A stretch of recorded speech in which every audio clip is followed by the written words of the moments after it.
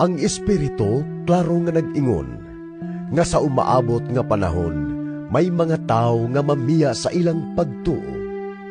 Maoy ilang sundon ang mga limbungang espiritu ug ang mga pagtulunan sa mga yawa.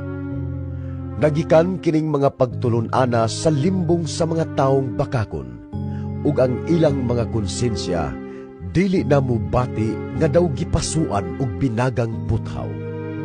Nagtudlo sila nga sayop ang pagminyo ug ang pagkaon sa pipila ka mga pagkaon. Apan gibuhat sa Dios kining maong mga pagkaon aron human kapasalamati kanon niadtong mga nagtuo ug nahibalo sa kamatuoran. Ang tanan nga gibuhat sa Dios maayo. Ang tanan angay dawaton, uban ang pagpasalamat ug walay isalikway bisan unsa. Kay ang pulong sa Dios ug ang pag-ampo maoy nakapabalaan niini.